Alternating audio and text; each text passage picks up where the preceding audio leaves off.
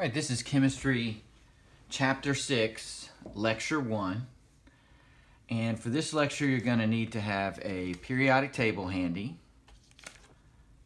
a calculator, and you need your notes. And we are going to start on the 5B-6 lecture notes. We're going to start here at the thick line. And I want you to write this equation just right beneath the thick line and the definition of stoichiometry. And so this is the formula that we are going to be using. Grams of substance A. From there you can go to moles of substance A. From there you can go to moles of substance B. And from there you go to grams of substance B. In this particular lecture, we're only going to be going from moles of one substance to moles of another substance, and we call that stoichiometry.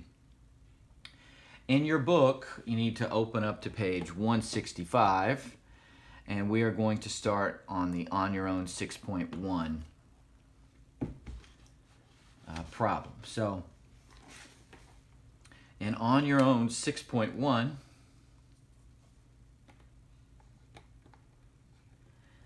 we have this chemical equation, 2NaNO2. I'm not really worried about the phase symbols yet, so when they're later on in this lecture we will. Plus O2 makes 2NaNO3. And the question reads, how many moles of oxygen gas must the chemist use in order to make 15 moles of NaNO3? So we want to make 15 moles of NaNO3, and it says how many moles of oxygen gas. So I'm just going to put a question mark there. Excuse me, not grams, but moles. How many moles? And in the second part of the question, we want to know how many moles of NaNO2. So this question has two parts. So part A, we're going to moles of oxygen. So you start with what you've been given, 15 moles of NaNO3. Put that over 1. We want to convert to moles of oxygen. So let's just put that unit in, moles of O2. We want to get rid of or cancel out moles of NaNO3. All right, go up and to the left, and that's what you're always canceling out. Now to decide what number do I put here, now unlike in mass mole conversion where the number 1 always goes by the mole, here we're doing stoichiometry. We're relating quantities of one substance to another substance in a chemical equation. So you use the stoichiometric coefficients, the coefficients in the chemical equation. Well, the coefficient in front of oxygen is 1, and the coefficient in front of NaNO3 is 2.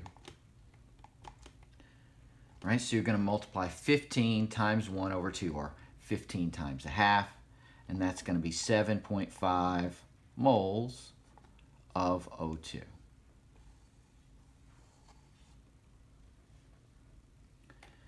All right, part B of this, the same thing. We start with 15 moles of NaNO3.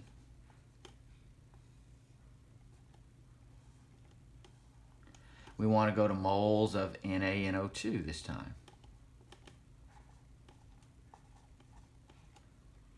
We want to cancel out moles of NaNO3. And we're going to use those coefficients in the chemical equation. So in front of NaNO2, the coefficient is 2. And in front of NaNO3, the coefficient is 2. So this is just 15 times 1. And so you're going to need 15 moles of NaNO2. So what does this mean? It means in order to make 15 moles of NaNO3, I'm going to need 15 moles of NaNO2, and I'm going to need 7.5 moles of oxygen. If I put those quantities in a chemical reaction, I'm going to get 15 moles of NaNO3.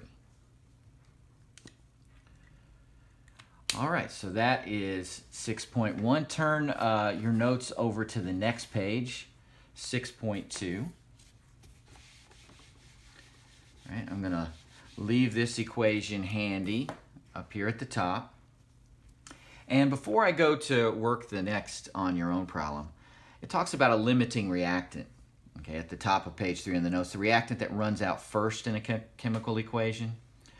So what happens is that if you've got some reactants and you are mixing them together to make a chemical reaction go, the reactant that runs out first is called the limiting reactant. Okay?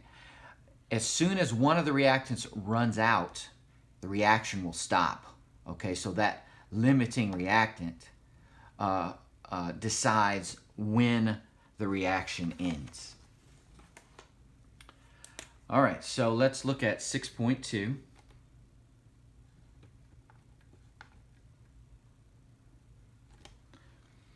And in your book, we're going to flip all the way over to page 170.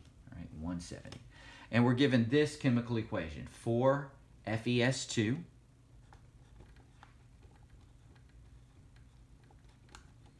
plus 11O2. And that makes 2Fe2O3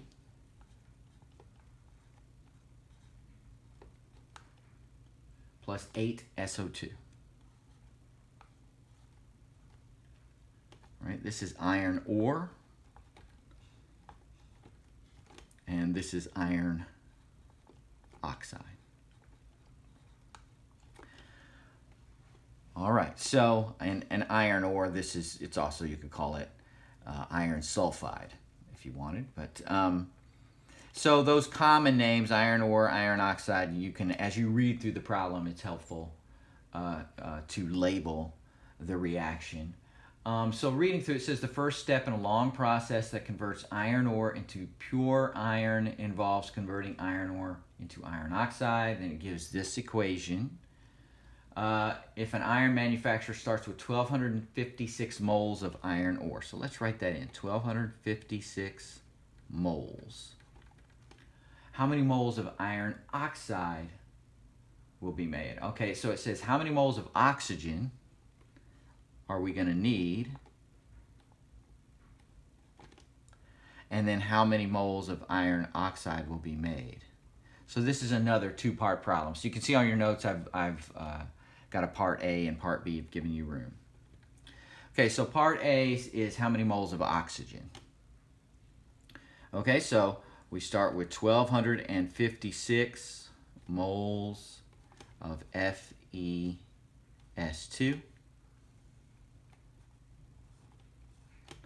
We want to see how many moles of oxygen we'll need to make this reaction go. Get rid of moles of FeS2. Use the coefficients in the chemical equation. Now it has to be balanced, but this one is balanced. We have an 11 in front of O2 and a 4 in front of FeS2. So 1,256 in your calculator times 11 divided by 4. That'll give you 3,454 moles of O2. Then part B, we want to know how many moles of iron oxide will be made. So we start with what we've been given in the problem, 1,256 moles of FeS2.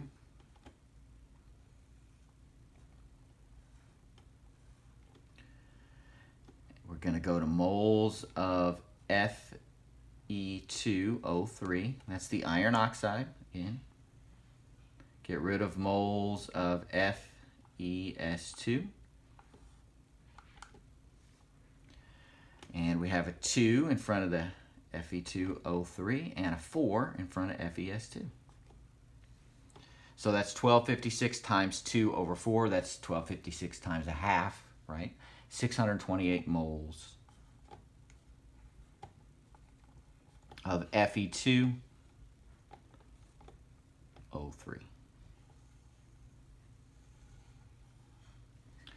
All right, so that's on your own. Problem 6.2. Again, we're just doing stoichiometry here. We're not converting. We don't start with grams or end with grams. That's in the next lecture. All right, we're just doing this section right here. All right, moles of A to moles of B. All right, so we will move on to 6.3. 6.3 has actually 3 parts to it. So we have the reaction first, C12H22O11, sucrose, right, plus H2O, plus 3O2. That makes 2C6H8O7 plus 4H2O. All right, and this is the citric acid in the problem. So you've got to read the problem. It helps to label things. So it says a fruit drink manufacturer decides she needs 1.4 times 10 to the 5th moles. So I'm going to write that underneath. 1.4 times 10 to the 5th moles of citric acid. What is the minimum amount of the reactant? So that's the minimum amount of each reactant. How many moles of sucrose? How many moles of water?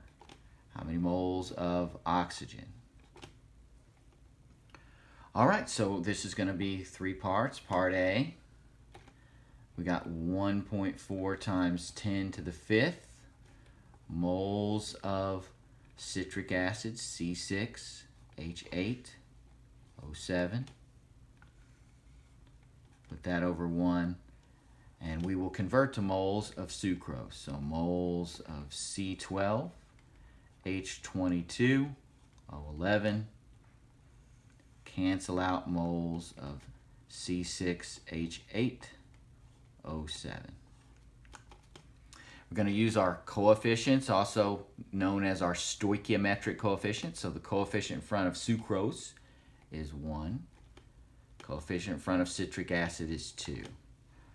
So if you put that in your calculator, make sure when you put it in your calculator, you use that double E button, right? Since we're in scientific notation, we'd have 1.4 second function double E to the 5th. Don't put times 10, just put the second function double E. And then we're going to divide that number by 2. All right, and you'll get 70,000, or your calculator may stay in scientific notation. That'd be 7 times 10 to the 4th moles of sucrose. So C12H22O11. Almost out of space there. All right, part B.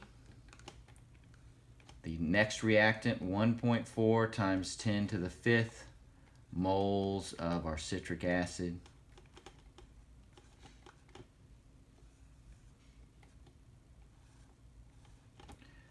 We want to go to moles of H2O. So the coefficient is 1.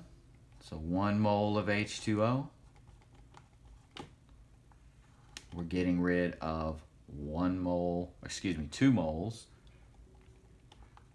of citric acid, C6H8O7. So it's going to be the same answer, 1.4 times 10 to the 5th times 1/2. So 7 times 10 to the 4th moles of water.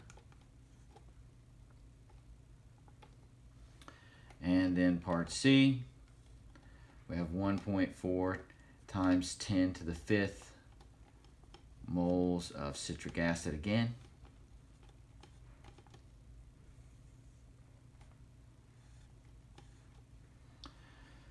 All right, and we want to go to the third reactant, moles of oxygen.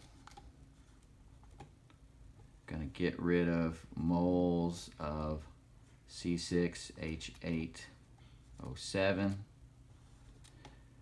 Sorry about the messiness here. I'm kind of working around a music stand. My phone is attached to a music stand here, which is kind of in the middle. So 3 is the coefficient in front of O2. And then 2 is the coefficient in front of citric acid. So that's 1.4 times 10 to the 5th times 3 divided by 2. And that'll be 2.1 times 10 to the 5th moles of oxygen. All right, so again, just relating moles of one substance to moles of another substance. You just got to read through the problem. The math is pretty easy. So that is 6.3. Go ahead and turn the page to page 173, and we'll do 6.4. All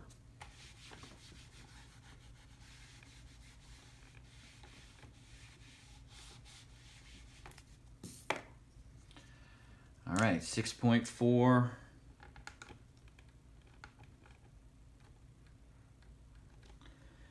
We have, you can read through the problem there, but it's calcium chloride 6 hydrates, what's used to melt snow on streets. So that reaction, we have calcium carbonate plus hydrochloric acid plus water.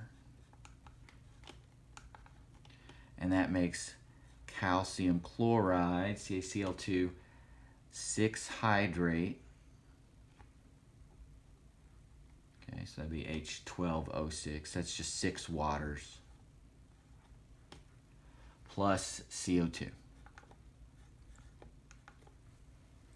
All right, so this is calcium chloride, which is the salty looking stuff that they put on the roads, and the water makes it a bigger pellet, okay, and helps it, when it melts, it spreads out. So we've got, the question says we have 3.49 moles of HCl.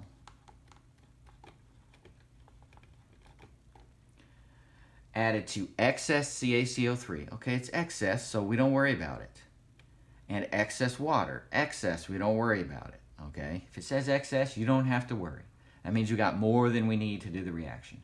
How many moles of this calcium chloride 6 hydrates? So question mark moles. All right, no problem. We have 3.49 moles of HCl. Put it over 1. We're converting to moles of CaCl2, H12O6. Getting rid of moles of HCl. Use the coefficients. So the coefficient in calcium chloride 6 hydrate is 1. Coefficient in front of HCl is 2. So that's 3.49 times 1/2, which would be 1.75.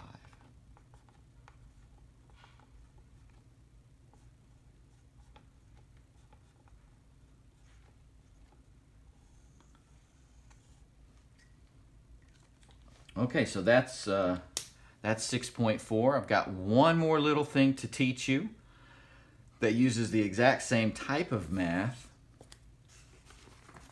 Right, so on your notes, flip the page over to page 4. We're just going to look at the top of page 4 and talk about Gay-Lussac's law. All right, Gay-Lussac is a French chemist who, the work that he did showed that as long as you have gases, right, gases, has to be a gas, then you can use the principles of stoichiometry to relate the volumes.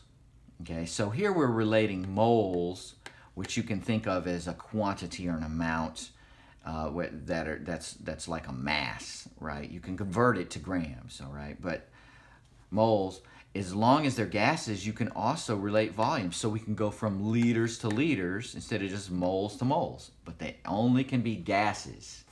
So the phase symbol matters. So let's look at 6.5 on page 176. The chemical reaction they give us is Na2CO3. And I'm going to write the phase symbol in, solid. Plus 2HCl, which is a gas, makes NaCl. which is a solid, plus CO2 gas,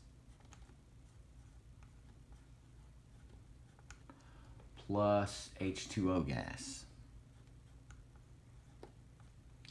So the only substances that we can relate volumes using this equation, so volumes to volumes, are the gases, okay? HCl, CO2, H2O. Those are the gases. So writing down, we have 3.67 liters of CO2 gas. How many liters of HCl gas? So we want to know how many liters.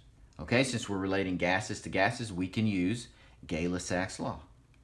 So we have 3.67 liters of CO2. Always start with what you're given in the problem. Well, the only number you're given is the CO2 number. We want to go to liters of HCl. And we want to cancel out liters of CO2. And you use the coefficients. Okay, so in front of HCl, we have a coefficient of 2. In front of CO2, we have a coefficient of 1.